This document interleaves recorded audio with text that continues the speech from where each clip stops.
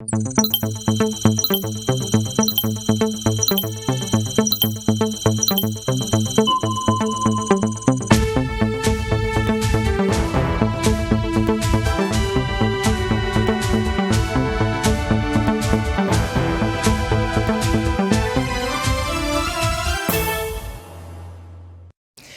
à tous, heureuse de vous retrouver pour vos informations de la mi-journée. Voici les titres de ce lundi 6 décembre 2021. L'Union des femmes des corps habillés du Burkina Faso interpelle le gouvernement quant aux conditions de vie et de travail de leurs époux sur le terrain. Elle demande pour ces derniers du matériel sophistiqué, des vivres et des soins adéquats afin de faire le poids devant l'ennemi. La Société burkinabé de droit constitutionnel se penche sur les élections au Burkina Faso. Organisé sous forme de mini-colloque, ce rendez-vous a regroupé des étudiants en droit des universités publiques et privées de la ville de Ouagadougou. Avant de développer ce titre, cette brève pour vous, elle est relative au drame d'Inata. Le président du Faso rejette les conclusions du rapport d'enquête. Non satisfait du contenu du document, Rochma Christian Kaboré aurait donné à nouveau un délai de 10 jours à partir du 3 décembre 2021 pour qu'un retour lui soit fait. Information avancée par le média d'État Sidoya. L'Union des épouses des corps habillés du Burkina Faso a exprimé son ressenti au gouvernement ce 4 décembre 2021 à Ouagadougou. Elles ne veulent plus ni de veuves ni d'orphelins de FDS et pour cela, elles prient le gouvernement d'assumer pleinement son rôle en équipant convenablement ses défenseurs de la nation. Par ailleurs, les femmes mettent à toute la population à contribution à travers 30 jours de jeûne et de prière pour la paix au Burkina Faso. Compte rendu de Fatimata Nikiema. Nous souffrons en silence, mais nous ne céderons pas à cette fatalité. Nous, ce sont les femmes et les mères des forces de défense et de sécurité FDS du Burkina Faso et des volontaires pour la défense de la patrie VDP, peinés par les attaques terroristes qui endeuillent leur famille depuis maintenant 6 ans. C'est avec tristesse, désolation et avec des larmes aux yeux que ces mères de famille se sont adressées aux hommes et femmes de médias ce 4 décembre 2021. Objectif, crier leur douleur et apporter leur soutien à leurs époux et fils qui sont en première ligne pour faire face aux forces du mal. Plus que jamais, vous avez notre soutien malgré nos douleurs, nos pleurs, nous serons toujours à vos côtés. Vous, nos braves époux, nos héros, nos combattants de la liberté. Nous n'avons plus de larmes pour pleurer. Nous ne voulons plus de veuves et d'orphelins. Nos orphelins qui réclament leur tendre père. Nos vœux sont que nos forces de défense et de sécurité soient équipées de matériel sophistiqué. Nourrir, soigner et approvisionner à temps en vivres. Cette conférence de presse a également permis à l'Union des épouses des corps habillés du Burkina Faso de lancer un appel à l'endroit des populations et des gouvernants. Selon la présidente de cette association, il faut plus d'accompagnement au profit des veuves et des orphelins. Nous, notre association, il y a au moins plus de 10 femmes qui nous appellent parce que ça ne va pas. Elles ne se retrouvent pas. Elles sont perdues, elles et leurs enfants. Donc, nous demandons à l'État de mettre l'accent sur cette suivi psychologique et aussi les accompagner. C'est-à-dire quand on parle d'accompagnement là, il faut que vraiment ça soit bien accompagné. On ne parle pas d'accompagnement que si on dit qu'on accompagne et puis l'accompagnement là n'arrive pas. Nous on veut vraiment qu'on les accompagne vraiment, que ces femmes là puissent s'en sortir. Et pour que leurs maris et leurs fils aussi puissent s'en sortir et revenir sains et saufs à la maison, elle lance à partir de ce jour 4 décembre un mois de prière et de jeûne pour implorer Dieu. C'est une initiative qui regroupe les confessions religieuses et coutumières. Par conséquent, elles invitent l'ensemble de la population à y participer. Et la recrudescence des attaques terroristes au Burkina Faso engendre beaucoup de personnes déplacées à l'intérieur du pays. C'est le cas des populations de Dablo, une ville située dans la région du nord-centre. Ces Burkinabés en quête de sécurité se voient contraints d'abandonner leur localité pour sauver leur vie. Barsalgo et Kaya sont désormais leur nouvelle terre d'accueil en attendant une prise en charge de l'État. Abdoulrahim Maniani. Après avoir parcouru près de 50 km avec sa charrette transportant ses bagages, Aïmata Sawadogo arrive au stade régional du centre-nord à Kaya pour se réfugier. Elle fait partie des dernières personnes à quitter Dablo, son village natal, à cause de l'insécurité dans la localité. Tout comme elle, ils sont plusieurs centaines d'hommes, de femmes et d'enfants qui ont été contraints par les terroristes de quitter Dablo pour le chef-lieu de la région du centre-nord, Kaya. C'est les terroristes qui nous ont fait quitter notre village pour venir ici. Ils tuent des gens, frappent les femmes et ils les dépouillent.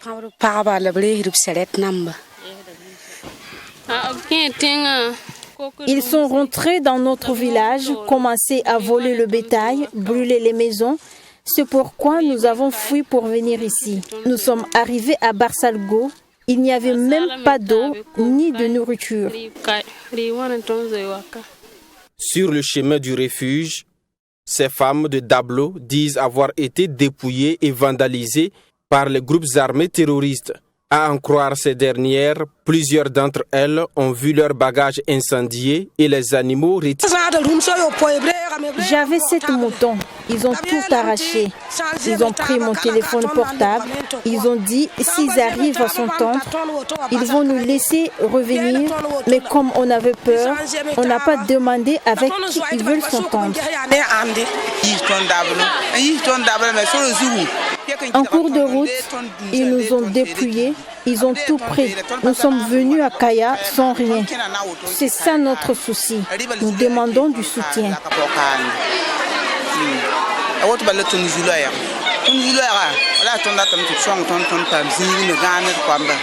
Si les femmes ont pu emprunter la route, les hommes, eux, sont passés par la brousse au risque de se faire tuer. Mais ils ont pris la brousse. C'est les femmes qui ont pris la route parce que les femmes, elles, on ne les tue pas. Sauf les piller, prendre leurs céréales qu'elles ont embarquées dans les charrettes, les habits souvent. Mais les hommes, eux, ils ont pris la brousse pour aller déboucher à Damisquement avant de pouvoir revenir ici à partir de Nagrao et puis à partir de Basse-Néré. C'est comme ça que les hommes ont fait. Mais à l'heure où je vous parle, il y a des portées disparues toujours qu'on cherche. Pour fuir les terroristes, nous sommes rentrés en brousse. Certains de nos camarades se sont même perdus. C'est dans notre fuite que nous sommes retrouvés à Namiskim, ensuite à Barsalgo. Et c'est de là-bas qu'on a eu de l'aide pour venir ici à Kaya. Mais nous sommes arrivés démunis. On n'a plus rien puisqu'on n'a pas eu le temps de prendre nos effets.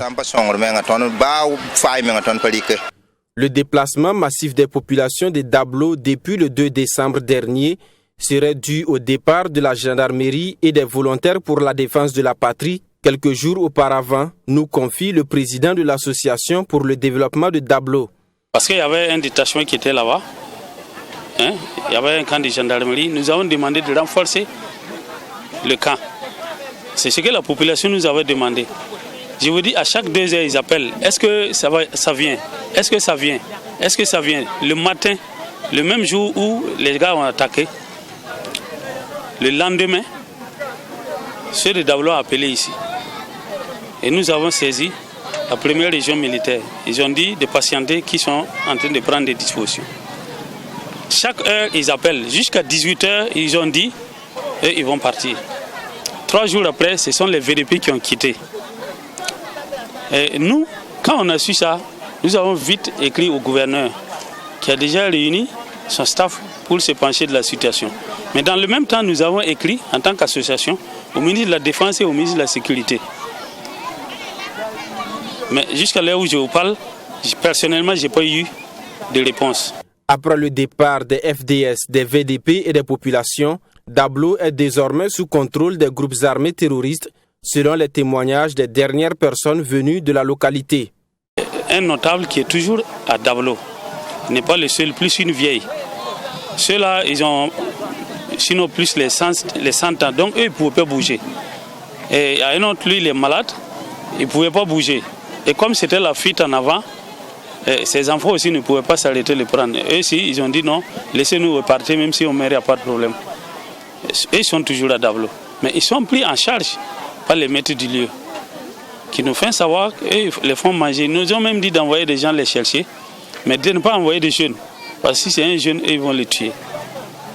Voilà. À Dablo, actuellement, là, C'est eux qui sont les maîtres de l'eau. À ce jour, ce sont environ 11 000 personnes qui ont été accueillies à Kaya et 14 000 à Barsalgo, nous confie Tassiré Sawadogo. Il ajoute par ailleurs que le processus de recensement a déjà commencé et des déplacés seront conduits progressivement dans des familles d'accueil. En attendant, ils dorment à la Belle Étoile au stade régional du Centre-Nord à Kaya. La Société burkinabé de droit constitutionnel a initié ce samedi 4 décembre à Ouagadougou un mini-colloque sur le thème « Les élections au Burkina Faso ». C'est une conférence qui entre dans le cadre des journées de réflexion organisées chaque année par la structure. La cérémonie d'ouverture a été parrainée par le directeur général de l'Office national d'identification, représenté par son secrétaire général. Sanata Siri vous en parle. La Société burkinabé des droits constitutionnels SBDC propose chaque année un thème central décliné en plusieurs sous-thématiques, repartis entre ses cellules estudiantines. Ces thématiques sont ensuite préparées et présentées par les étudiants lors des journées de réflexion de la SBDC à chaque fin de mois. Cette année, ces journées de réflexion sont organisées sous forme de mini-colloques sur le thème « Les élections au Burkina Faso ». Un cadre d'échange et de réflexion qui offre l'occasion aux différentes cellules de présenter le fruit de leur travail sur le thème choisi. À travers ce mini-colloque, la SBDC entend ainsi apporter sa contribution aux efforts de recherche de solutions aux problèmes et défis liés aux élections. Le choix des élections, il faut dire que c'est lié aussi au contexte. Il y a eu des élections couplées législatives en 2020. On n'a pas encore fini de tirer suffisamment les leçons de cette élection. Il y a également le processus électoral, un processus électoral qui est engagé pour les élections municipales qui vont se tenir probablement en mai 2022, en tout cas selon les informations officielles. Je pense que c'est ce contexte qui a justifié le thème des élections pour les journées de réflexion cette année. Il ne s'agit pas d'un colloque comme les autres, comme nous avons l'habitude de le voir avec des érudits qui viennent développer des thématiques sur une question déterminée. Il s'agit ici de réunir des étudiants que la SBDC veut bien initier à la recherche et créer en eux un esprit d'émulation. La cérémonie d'ouverture de ce mini-colloque a été placée sous le parrainage du directeur général de l'Office national d'identification, ONI, et son représentant Serge Soubeiga de saluer l'initiative de la SBDC ainsi que le thème choisi pour cette journée de réflexion. Nous accueillons positivement cette initiative, étant donné que vous n'êtes pas sans savoir que nous vivons aujourd'hui une crise sécuritaire sans précédent. Et cette crise a relayé au second plan un certain nombre de questions, dont la question des élections.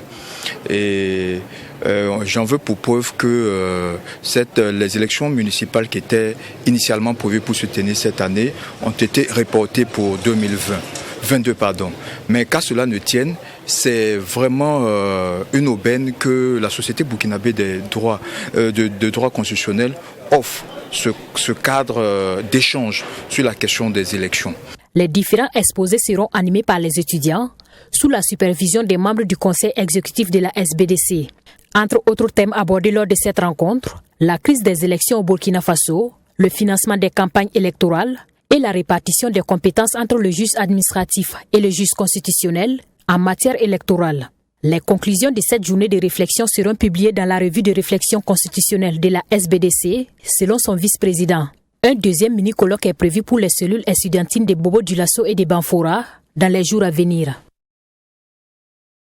Le groupe AGE, qui est une entreprise incontournable dans le domaine de l'acier au Burkina Faso, a organisé dans la soirée de ce vendredi 3 décembre 2021 un séminaire d'information sur la qualité. L'entreprise a voulu, lors de ce rendez-vous, confirmer son engagement à servir que des produits et services de qualité à sa clientèle.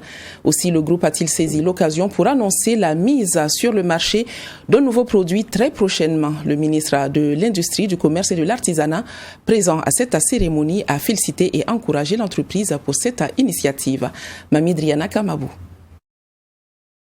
Dans un monde fortement concurrentiel, les entreprises ont besoin de gagner en performance pour améliorer leur compétitivité et développer leur exportation.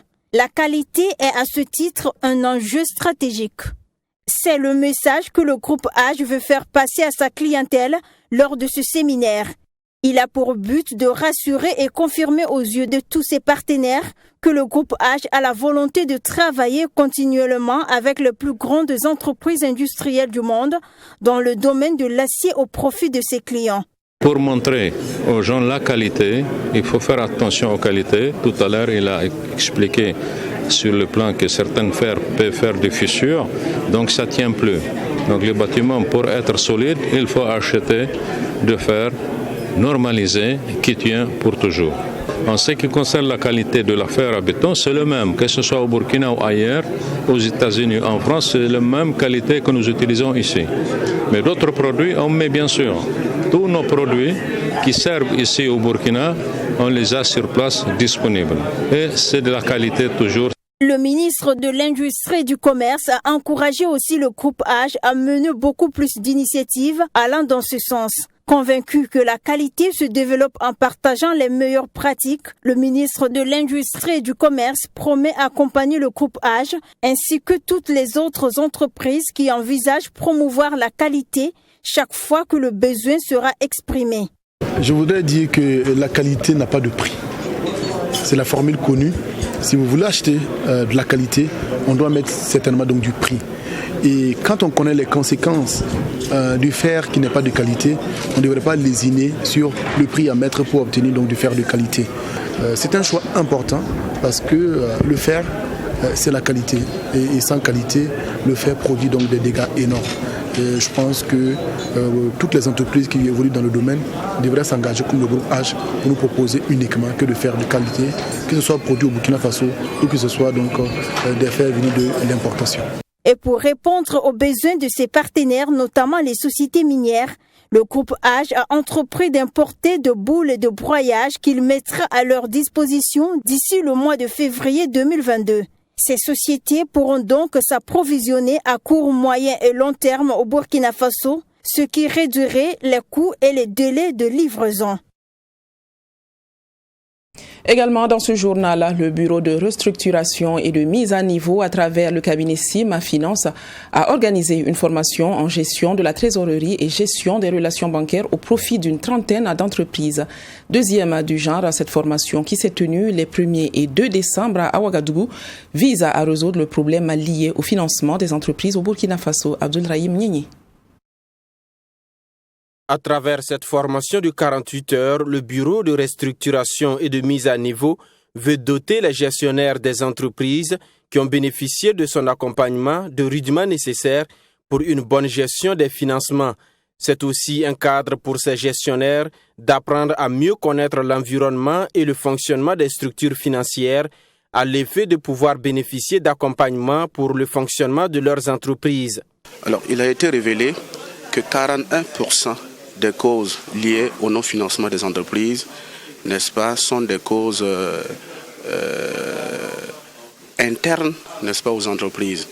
Donc il était nécessaire pour nous de réunir les entreprises bénéficiaires de nos programmes, n'est-ce pas, et solliciter, n'est-ce pas, l'intervention des banquiers, des experts comptables, à l'effet de renforcer leurs capacités pour mieux présenter les dossiers, pour mieux présenter les besoins, n'est-ce pas, aux financiers, aux banques, pour trouver des solutions, n'est-ce pas, de financement, que ce soit leur investissement ou leurs besoins en fonds de roulement. L'objectif de cette formation, c'était d'outiller en tout cas un certain nombre d'entreprises, d'éléments d'appréciation quand même de leur trésorerie, d'éléments de traitement de leur trésorerie et aussi de leur permettre d'avoir une bonne relation avec les banques. Si vous avez regardé, le thème était un peu scindé en deux. Il y a la gestion de la trésorerie et il y a aussi l'optimisation de la relation avec les banques.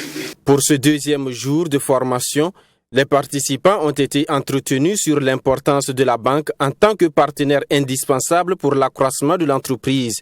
Le formateur estime que le message est passé et a foi en ses participants pour faire rayonner leurs entreprises respectives. Il s'agissait d'une formation qui devait rappeler pour certains l'importance, la pertinence et la présence de la banque dans leur activité, combien la banque reste incontournable dans leur développement. Et pour les autres, nous avons renforcé donc leurs capacités pour leur montrer en quoi ils peuvent tirer le meilleur de leur relation avec la banque, comment tirer profit de certaines difficultés qu'ils traversent avec leurs banques et surtout comment mieux se préparer pour pouvoir bénéficier des différents types de financement que la banque leur accorde et aujourd'hui leur doter du pouvoir de négociation nécessaire pour qu'ils puissent triompher dans leurs relations avec la banque. Pensons que les objectifs sont atteints, le reste appartient à ces participants-là de mettre cela en œuvre au sein de leur entreprise et surtout convaincre leurs premiers décideurs de leur suivre et d'écouter aussi leurs conseils parce que c'est ça le plus important. Notons que c'est une trentaine de responsables financiers d'entreprises qui a pris part à cette deuxième édition de la formation initiée par le Bureau de restructuration et de mise à niveau. Le Bureau de restructuration et de mise à niveau est une structure du ministère en charge de l'industrie et du commerce chargée d'apporter un appui technique et financier aux entreprises en difficulté. Récompense, il y en a eu à cette troisième édition de la nuit de l'entrepreneur touristique. Une quinzaine de personnes ont vu donc leur travail primé dans plusieurs secteurs, notamment celui de l'hébergement, de la restauration, des agences de voyage et du guidage. La cérémonie de récompense s'est tenue ce vendredi 3 décembre à l'hôtel de ville de Ouagadougou. Le point avec Maxime Jean-Eudes Bambara. La troisième édition de la nuit de l'entrepreneur touristique, c'est 325 candidatures enregistrées et 15 trophées décernés, dont 12 prix officiels et 3 prix spéciaux. Les mérites des hommes et femmes entrepreneurs ont été salués au cours de cette nuit de récompense dans les catégories agences de voyage et guidage, hébergement et restauration. On peut le dire sans fausse modestie que vraiment c'était une réussite. Véritablement, il y a un engouement. Parce que les gens sont venus d'eux-mêmes pour s'inscrire.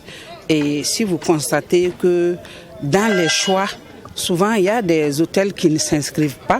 Mais comme on le dit, même s'il y a eu un concours Miss, forcément il y a des perdants et des gagnants. Les innovations majeures de cette troisième édition sont l'introduction du prix de la meilleure femme entrepreneur touristique, le prix de la plus jeune entrepreneur touristique et le prix de l'hôtel vert. Dans la catégorie restauration, le restaurant Le Prestige de Dédougou remporte le premier prix, alors que Sonia Hotel se distingue dans la catégorie hôtellerie. Nous sommes très heureux et nous remercions le ministère de la Culture qui a mis en place le prix de l'entrepreneuriat. Nous rencontrons plein de difficultés au niveau touristique, surtout dans l'hôtellerie, c'est vraiment compliqué. C'est toujours par rapport au paiement de factures, un peu aussi la situation sécuritaire et la situation Covid qui est beaucoup compliquée. Tourisme et entrepreneuriat féminin, c'est sous ce thème que s'est tenue cette troisième édition de la nuit de l'entrepreneur touristique. Portée par la direction du développement de l'industrie touristique, cette cérémonie de récompense vise à stimuler, récompenser et mettre en valeur le dynamisme des acteurs touristiques. En plus des trophées, les 3 premiers de chaque catégorie ont reçu respectivement une enveloppe financière de 500 000, 750 000 et 1 million de francs CFA. Abattre un mini-drone à coups de lance-pierre peut relever du parcours du combattant. Mais cet exercice, Aliou Sawadogo, un jeune garçon de la ville de Kaya, l'a parfaitement réussi. En effet, il est parvenu à faire tomber un mini-drone de l'armée française avec ce simple instrument. Dès lors, il est en vogue sur les réseaux sociaux. Serge Kaboré l'a rencontré chez lui à Kaya pour vous. Ces images du jeune Aliou ont fait le tour du monde. Ici à Kaya, dans la région du centre-nord et un peu partout au Burkina sur les réseaux sociaux, on ne parle que de lui qui, à coups de lance-pierre, a réussi à abattre un drone lancé par des éléments du convoi de l'armée française lors de leur face-à-face tendu avec les manifestants qui exigeaient leur départ de la localité. Nous sommes allés à la rencontre d'Aliou Sawadogo chez lui, environ 2 semaines après le passage du dit convoi. Sa grand-mère qui s'occupe de lui se remémore encore des événements qui ont porté son petit-fils à la face du monde. Il était 13h environ lorsque l'un des oncles de Aliou, qui est soldat à Ouagadougou, m'a appelé au téléphone. Il m'a demandé « Est-ce que tu as vu ce que ton petit-fils a fait ?» Je ne comprenais rien. Et c'est alors qu'il m'a expliqué qu'Aliou venait d'abattre un drone avec son lance-pierre. Autour de 18h-19h, le maire et le gouverneur nous ont appelés au téléphone pour que nous passions le récupérer. Et pour revenir à la maison ici, il y a eu une foule immense qui nous a accompagnés comme s'il s'agissait d'un ministre. Après avoir abandonné l'école en classe de CM1, Aliou Sawadogo est aujourd'hui apprenti menuisier auprès de son oncle. Il nous raconte comment l'idée lui est venue de faire usage de son lance-pierre au moment des faits. Pendant que j'étais au niveau des manifestations, j'ai aperçu le drone de l'armée française qui était en l'air. Les gens autour de moi se sont mis à jeter des cailloux, mais personne ne parvenait à l'atteindre. C'est alors que j'ai pris mon lance-pierre, j'ai visé et j'ai tiré. Après, les soldats m'ont amené dans leur base avant de me ramener quelques heures après. Ils m'ont indexé ma grand-mère et m'ont demandé de l'identifier. Après avoir donné le nom de ma grand-mère, ils nous ont accompagnés à la maison. Toujours muni de son lance-pierre et âgé de seulement 14 ans, le rêve du jeune Aliou est de rejoindre un jour les forces armées nationales. Je ne vais plus à l'école, mais on essaie actuellement de négocier pour que je puisse repartir à l'école. Mon rêve, c'est de devenir un jour un soldat pour me battre pour mon pays. Tout en remerciant les bonnes volontés, la grand-mère du jeune Aliou en appelle à l'aide d'autres bonnes volontés pour accompagner son petit-fils à reprendre le chemin de l'école. Depuis que nous sommes revenus, une personne nous a soutenus. Je ne dirai pas son nom, mais il a remis 100 000 francs plus un ballon à Aliou. Il a aussi promis les soutenir pour qu'il puisse se réinscrire à l'école. J'en appelle à toute bonne volonté qui pourrait lui venir en aide. Victime d'un incendie survenu chez eux, le jeune Aliou Sawadogo et son père ont perdu leur maison. En attendant la reconstruction de cette maison, Aliou a rejoint sa grand-mère dans sa chambre dans l'espoir d'un lendemain meilleur. Voilà de quoi faire de ce petit garçon un tireur d'élite. Les révélations du Congo Hold-up, cette enquête internationale sur les détournements massifs d'argent public durant la période Kabila continue de faire couler beaucoup d'encre. Un scandale financier qui a emporté Albert Nyoma, directeur général de la Gécamine, la compagnie minière d'État très proche de la famille Kabila. Il est accusé d'avoir détourné 43 millions de dollars d'argent public. En République démocratique du Congo, le président Félix Tshisekedi a destitué le conseil d'administration de la compagnie minière d'État Gécamine, ainsi que son directeur général Albert Nyoma. Albert Nyoma, qui figure dans les dernières révélations de l'enquête Congo Hold-up, serait responsable de nombreuses malversations. À la tête de la Gécamine, il aurait détourné 43 millions de dollars d'argent public sous le gouvernement de l'ancien président Joseph Kabila. Selon l'IGF, l'inspection des finances congolaises, la Gécamine aurait versé un demi-milliard à une société écran au lieu de les verser au trésor public. La dite société Sud Oil, mise en lumière dans les dossiers du Congo Hold-up, appartiendrait à des membres de la famille Kabila. Pour l'instant, Albert Nyoma conservera son rôle de superviseur de la réforme de l'exploitation minière à petite échelle. Toutefois, le président Tshisekedi a annoncé vendredi à la télévision nationale qu'il sera remplacé par Kaputo Kaloubi Alphonse, qu'il avait lui-même nommé au conseil d'administration de la Gécamine il y a 3 ans. C'est la fin de ce 13h. Je vous donne rendez-vous demain à 7h30 pour de nouvelles actualités. Très bonne suite d'après-midi à tous.